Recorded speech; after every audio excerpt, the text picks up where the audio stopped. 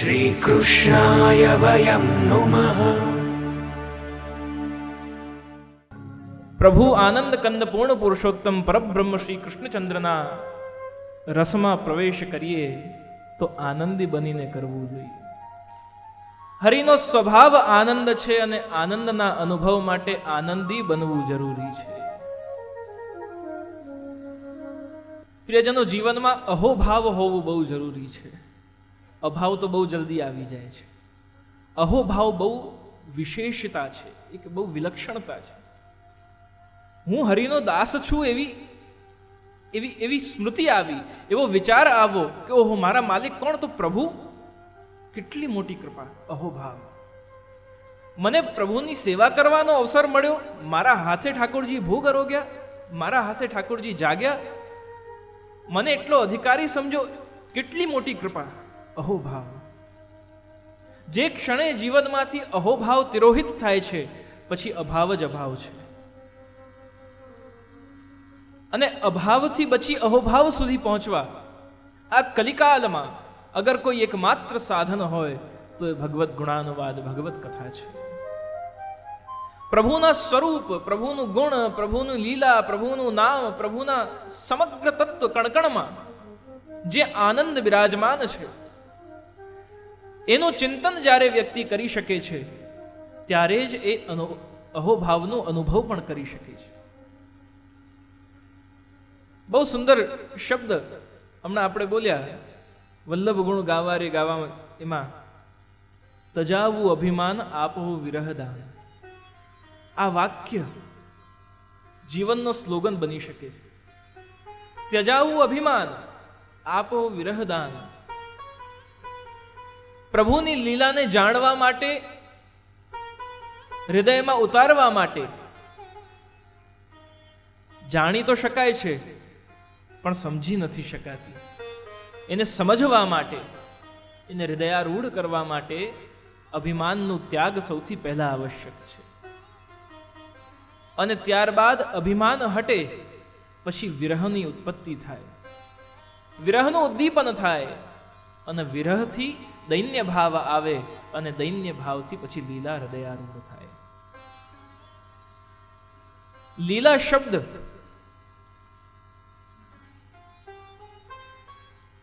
લીલા શબ્દ નિત્ય છે. આપમાંથી કોણે કોણે આ શબ્દ સાંભળ્યું છે? નિત્ય લીલા. આ શબ્દ કોણે કોણે સાંભળ્યું છે? બધાએ સાંભળ્યું છે, એટલે આપ બધા સત્સંગી છો. નિત્ય લીલા શબ્દ વિશેષ પુષ્ટિમાર્ગનો શબ્દ છે. અને પુષ્ટિમાર્ગમાં આપણા આચાર્ય ચરણોએ એક કોન્સેપ્ટ, એક વિચાર આપ્યું, નિત્ય લીલા વાદ નામનું.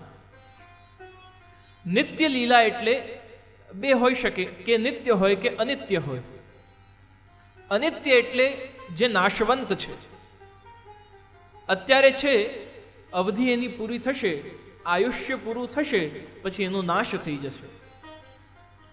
ખુરશી, સોફો, મનુષ્ય દેહ, જેટલા પણ સંસાધનો આપણને દેખાય છે, જેની પણ વસ્તુનું આકાર છે, જેનું નામ છે, જેનું વજન છે, એ બધું જ નાશવંત છે, અનિત્ય છે.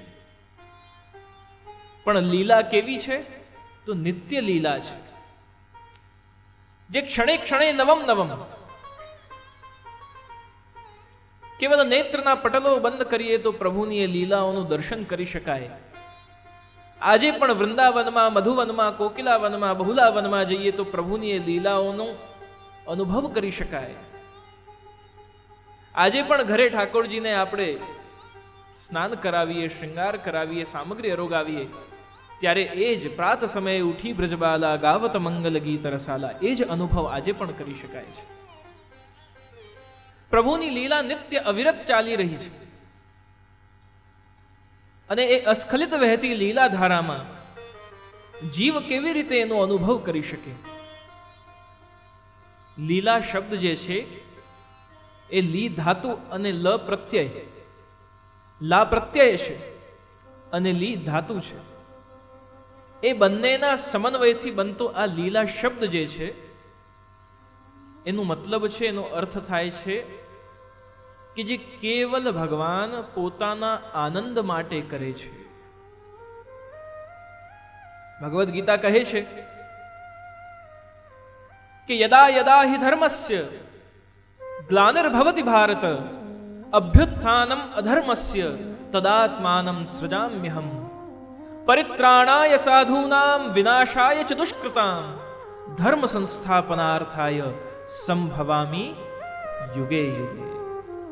હું પ્રતિયુગમાં જ્યારે અધર્મ વધે છે, ધર્મની હાનિ થાય છે, સાધુઓના સંરક્ષણ માટે પરિત્રાણાય સાધુના વિનાશાય છે દુષ્કૃતામ, જે દુષ્ટ છે, જે સાધુઓનું અહિત કરે છે, જે મારા વેદ માર્ગનું ખંડન કરે છે, વિનાશાય છે દુષ્કૃતામ, એવા દુષ્ટોના સંહાર માટે, સાધુઓના રક્ષણ માટે, દુષ્ટોના સંહાર માટે. અને ત્રીજું કહ્યું ધર્મ સંસ્થાપનાર્થાય, ધર્મનું પુનર્સ્થાપન માટે. હે પાર્થ, હે અર્જુન, હું વારંવાર અવતાર લઈને અને આ ભૂધરા પર આવું છું. આ તો ભગવાનની મર્યાદા લીલા થઈ. પુષ્ટિ લીલા શું છે? મર્યાદા લીલા એટલે આવવું, કાર્ય કરવું અને કાર્ય કરીને પધારી જવું. પુષ્ટિ લીલા શું છે? પુષ્ટિ લીલા એને કહેવાય કે અક્રૂરજી જ્યારે મથુરા ભગવાનને લેવા માટે આવે છે કે અબ નિમંત્રણ આયા है राजा कंस के यहां से કે મલ્લ યુદ્ધ में जाना है. મલ્લ યુદ્ધ માટે નિમંત્રણ લઈને નંદ યશોદાજી પાસે બલદેવ અને કૃષ્ણને લેવા માટે અક્રૂરજી જ્યારે આવે છે, લઈને પાછા મથુરા પધારે છે, તો મથુરા જતી વખતે માર્ગમાં અક્રૂરજી શું જુએ છે કે બલદેવ અને ઠાકોરજી બંને अक्रूरजी ने कहे कि एक क्षण थोड़ी देर रुकिए जरा, हम यमुना जी में स्नान करके आवेंगे. અને યમુનાજીમાં સ્નાન કરવા બંને પધારે છે. સ્નાન કરીને પાછા વસ્ત્ર ધારણ કરી અને પાછા જ્યારે રથ પર બેસી જાય છે, તો રથ પર બેસી જાય છે ત્યારે અક્રૂરજીને વિસ્મય થાય છે કે આ રથમાં બેઠું છે એ કોણ છે? મને તો બે બલદાઓ અને કૃષ્ણ બંને યમુનાજીમાં હજુ સ્નાન કરતા દેખાય છે. આ જલમાં પણ છે અને રથમાં પણ છે, બે કેવી રીતે? ભગવાનનું પુષ્ટિ સ્વરૂપ ક્યારે પણ વ્રજ છોડીને ગયું જ નથી. વ્રજમાં પ્રભુ આજે પણ બિરાજે છે. મથુરા પધાર્યા, દ્વારકા લીલા થઈ, હસ્તિનાપુર પધાર્યા, અર્જુનના સારથી બન્યા, દ્રૌપદીના ચીર પૂર્યા. આ બધી જ લીલાઓ ભગવાને કરી. શાંતિદૂત બનીને હસ્તિનાપુર જવું, બધી જ લીલાઓ ભગવાને કરી. પણ મર્યાદા રૂપ અંતતો ગત્વા આસુર વ્યામોહ લીલા કરવા પ્રભાસ પાટણમાં પધારીને અને વ્યાધનો તીર લાગે છે. એ આસુર વ્યામોહ લીલા કરી આસુરી જીવો માટે પધારી ગયા. પણ જે પુષ્ટિ જીવ છે, જે ભક્ત હૃદય છે, એ ભક્ત હૃદય માટે ઠાકોરજી ક્યાં છે? અગર એવો પ્રશ્ન કરવામાં આવે, પ્રભુ ક્યાં મળે? તો સદા મન શ્રી ગોકુલ મેં રહીએ, ગોવિંદ ઘાટ છો કર કી છૈયા, બેઠક દર્શન પૈયે. એ વ્રજભૂમિમાં, વ્રજમંડલમાં, શ્રીમદ ગોકુલમાં, શ્રી યમુનાજીના કિનારા પર કहीं કદમ કી છાં કે નીચે પ્રભુ આજે પણ વેણુનાદ કરી રહ્યા છે. તો પ્રભુની લીલા કેવી છે? એક ધર્મ સંસ્થાપન માટેની છે, અને બીજી લીલા છે કેવલ અને કેવલ સ્વભક્તના મનોરથ પૂર્ણ કરવા માટે. પ્રભુ કહે છે કે હું ધર્મ સંસ્થાપન કરવા, અધર્મીઓનો નાશ કરવા, સાધુઓના રક્ષણ માટે તો આવું છું, એ તો મારું સહજ કર્મ છે. પણ મારા પ્રાગટ્યના પાછળ મુખ્ય પ્રયોજન શું? ભગવાન કહે કે અહમ ભક્ત પરાધીન, હું ભક્તના માટે, ભક્તના મનોરથ સિદ્ધ કરવા. ક્યાંક વામન અવતારમાં રાજા બલિની દીકરીને પ્રભુ પ્રત્યે વાત્સલ્ય ભાવ આવ્યું. વામન અવતારને જોઈને અને ભગવાનને એવી મનોરથ થયું કે હવે તો પ્રભુને મારે દુગ્ધપાન કરાવવું છે. આ નાનું વામન રૂપ બાળક કેટલું સુંદર છે. ઠાકોરજીના એ સ્વરૂપને જોઈને અને દુગ્ધ સ્ત્રાવ થવા લાગ્યો. પ્રભુએ કીધું કે એ અવતાર મેં નહીં. અવતાર લીલા માટે તો છે, પણ પુષ્ટિ લીલા માટે હું જ્યારે વ્રજમાં પ્રગટ થઈશ, શ્રી કૃષ્ણ રૂપે પ્રગટ થઈશ, ત્યારે તારો ઉદ્ધાર કરીશ અને તારા પ્રાણને મારા હૃદયમાં સમાવિષ્ટ કરી લઈશ. ભગવાને એને પૂતના બનાવીને જન્મ આપી દીધો. પ્રભુ પ્રત્યેક લીલા ભક્તના ઉદ્ધાર માટે જ કરે છે. રામાવતારમાં દંડકારણ્ય વનમાં સાધુઓ ઋષિમુનિઓ તપસ્યા કરી રહ્યા છે અને જેનું ધ્યાન ધરી રહ્યા છે. પ્રાણાયામેર દહેર દોષાન ધારણા વિશ્વકિલ વિશાન પ્રત્યાહારેણ સંસર્ગાન ધ્યાને નાનીશ્વરાન. કિરીટ કુંડલ ધારણ કરેલા, શ્રીવત્સને ધારણ કરેલા પ્રભુનું ચિંતન કરી, મનન કરી અને જે સ્વરૂપનું મનન કરીને ધ્યાન ધરી રહ્યા છે તપસ્વીઓ, એ સ્વરૂપ સાક્ષાત શ્રી રામ રૂપે જ્યારે દંડકારણ્ય વનમાં ચાલીને સામે પધારે છે, ત્યારે ઋષિમુનિઓ કહે છે કે અમે જેની તપસ્યા કરી રહ્યા હતા, હે નારાયણ, આપ તો સાક્ષાત પ્રગટ થઈ ગયા છો. હવે કૃપા કરો, હવે અમને પોતાના બનાવી લો. હે જગતપતિ, અમે આપના ચરણોની દાસી છીએ. ઋષિમુનિઓ કહે છે. પ્રભુ કહે કે હે ऋषिमुनियों, अभी नहीं, अभी तो मैं एक पत्नी व्रत हूं. सीताजी प्रत्येक एक पत्नी व्रत हूं. आप सभी गोपियां बनकर और व्रज में प्रकट होना. ऋषि रूपा गोपियों के रूप में आप जब प्रकट होगे तब आपके सर्व मनोरथ में सिद्ध करूंगा. गोपियों बनीने ऋषिमुनियों पधार्या. अहम भक्त पराधीन, ભક્તના મનોરથ સિદ્ધ કરવા પ્રભુ પ્રગટ થાય છે. ધર્મ સંસ્થાપન, અધર્મીઓનું નાશ કરવું, જેના કેવલ ભ્રુકુટીના એક ઈશારા માત્રથી પ્રલય આવી શકતો હોય, એને જન્મ લઈને અસુરોને મારવાની આવશ્યકતા ખરી? પ્રભુ કેમ પધારે, કેમ લીલા કરે, કેમ અવતાર લે? કેવલ અને કેવલ, જેમ તુલસીદાસજી કહે છે, સ્વાંત સુખાય તુલસી રઘુનાથ ગાથા. તુલસીદાસજી કહે છે કે મેં કોઈના માટે રઘુનાથની આ ગાથા નથી લખી, રામચરિતમાનસ નથી લખ્યું. મેં તો સ્વાંત સુખાય, મને સુખ થાય, મને આનંદ મળે, મારા સંતોષ માટે, પ્રસન્નતા માટે રામચરિતમાનસ લખી. એમ પ્રભુ લીલા કેમ કરે? સ્વાંત સુખાય કરે છે. લીલાથી જીવને સુખ મળવું એ પછીની વાત છે, લીલાથી પ્રભુને સુખ મળે છે. લીલાનું તાત્પર્ય છે સ્વયંને સુખ પહોંચવું. તો પ્રભુ જ્યારે લીલા કરે, એ લીલાનો અનુભવ આજે થઈ શકે એવો પ્રશ્ન થાય આપણને. શું આપણે કલિયુગમાં પણ એ લીલાનો અનુભવ કરી શકીએ? આપણામાં એવો સામર્થ્ય છે, આપણામાં એવી ક્ષમતા છે, એવા ગુણો છે? એકવાર એક સોફ્ટવેર એન્જિનિયર છોકરો હતો. બહુ જ સરસ જોબ હતી, બહુ જ સારી રીતે ધન પણ અર્જિત કરતો, પોતાને મનગમતી ગાડી પણ એની પાસે, બધી રીતે પ્રસન્ન, પરિવારથી પ્રસન્ન, ધન સંપદાથી પ્રસન્ન, ભોજનથી પ્રસન્ન, બધી રીતે પ્રસન્ન હતું. છતાંય એને કોઈ ને કોઈ વસ્તુની કમી હંમેશા લાગ્યા કરે કે હજુ કંઈક જીવનમાં ખૂટે છે, હજુ કંઈક જીવનમાં ખૂટે છે. કંપનીમાં જ્યાં કામ કરતો ત્યાં એની સાથે એક એનો મિત્ર, એ વૈષ્ણવ, તો ચાલ ને જરા હું દર્શન કરવા જાઉં છું, આજે ઓફિસથી સીધો જવાનો છું, તું પણ મારી સાથે આવજે. તો મિત્ર સાથે એ છોકરો દર્શન કરવા જાય છે અને દર્શન કરે છે. તો રવિવારે પાઠશાળા ચાલે છે. પાઠશાળામાં બાળકો ઠાકોરજીની માખણ ચોરી લીલાનું અભિનય કરી રહ્યા હતા, મંચન કરી રહ્યા હતા. એક બાળક સ્તોક બન્યું છે, એક બાળક સ્વબાહુ બન્યું છે, એક બાળક ઠાકોરજી બનીને એના ખભે ઊભા છે, એક બાળક ઊભો થઈને એને બારીમાંથી જુએ છે કે ગોપી આવી કે નહીં. અને આ લીલાનો દ્રશ્યનું મંચન થઈ રહ્યું છે, બાળકો આ બધું કરી રહ્યા છે. અને એટલામાં ગોપી આવે છે, ઠાકોરજીને પકડે છે, પકડીને નંદબાવાના ઘરે લઈ જાય છે અને ઘરના આંગણમાં ઊભા છે. અને ઠાકોરજી પકડાયા પછી પણ મુસ્કુરાઈ રહ્યા છે.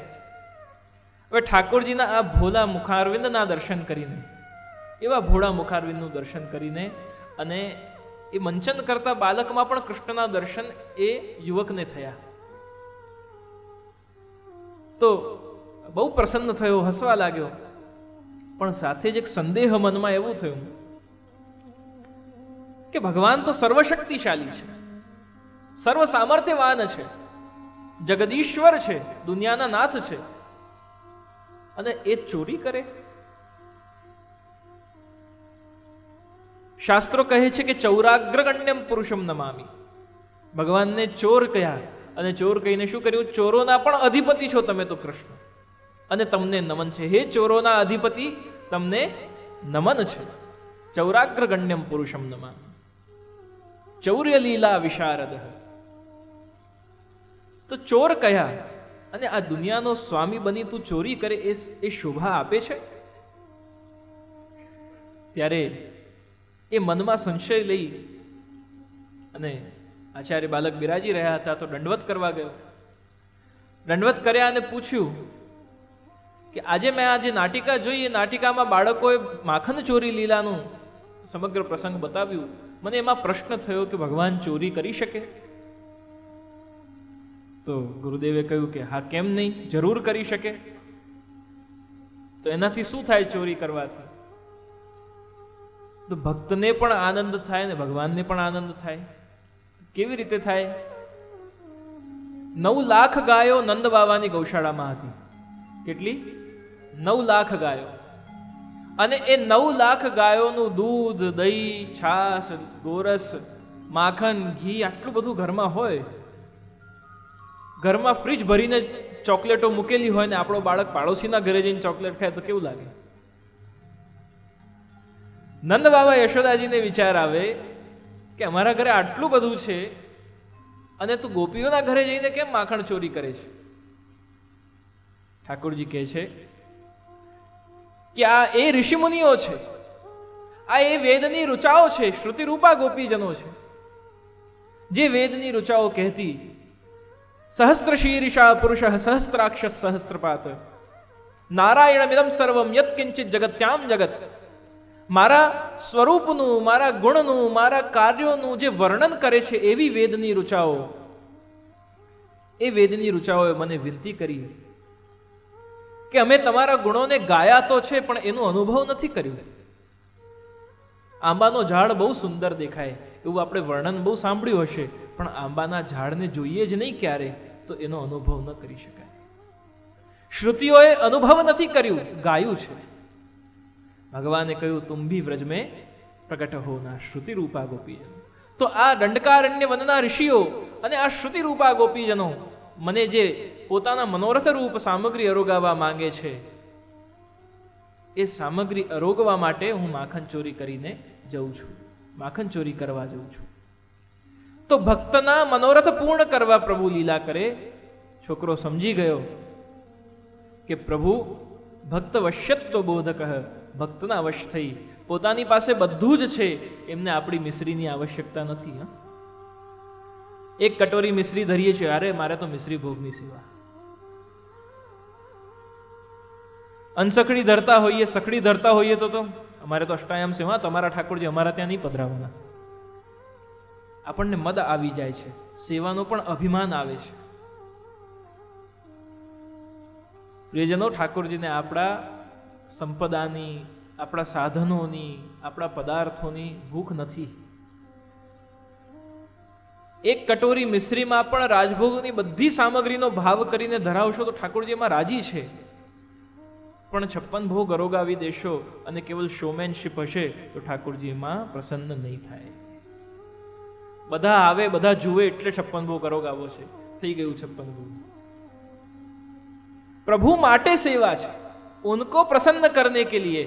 वो प्रसन्न होंगे तो भक्त प्रसन्न हो जाता है.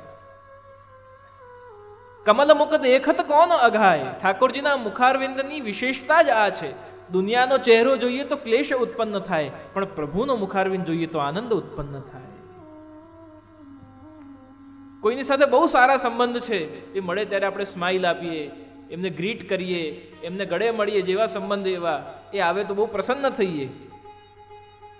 સગાવાલા કોઈ ઘરે આવે, જમવાના સમય આવે કયા વગર, તો આપણે રાજી થઈએ કે વિના મારા ઘરે આવે. પણ આવીને એવું કહે કે અમે 3 દિવસ રોકાઈશું, તો આપણે આપસમાં એકબીજાને નજર મલાવીએ. પહેલા તો પરિવારમાં રોકાશે ક્યાં, કયો રૂમ આપીશું, કેમ એકદમથી આવે, એવું તો શું થયું, કોઈ કાઢી મૂક્યા કે શું? વ્યક્તિ આશ્ચર્ય કરે. પ્રભુ આપણા ઘરે પધારે, પ્રભુનું મુખ જોઈએ તો જે મોઢું જોઈને, જે મુખ જોઈને આપણને પહેલા પ્રસન્નતા થઈ હતી, એ જ મુખ જોઈને ખબર પડે કે રોકાવાના છે તો આપણને ક્લેશ થાય છે. દુઃખ થાય છે, અરે યાર આ શું થઈ ગયું. પણ પ્રભુ એકમાત્ર એવા છે કે જેમના મુખ કમલને જોઈને કોઈ પણ કાલમાં, કોઈ પણ સમયે, કોઈ પણ સ્થિતિમાં, પરિસ્થિતિમાં, મનસ્થિતિમાં અગર પ્રભુના મુખનું દર્શન કરી લો તો આનંદ આનંદ અને આનંદ જ ઉત્પન્ન થાય.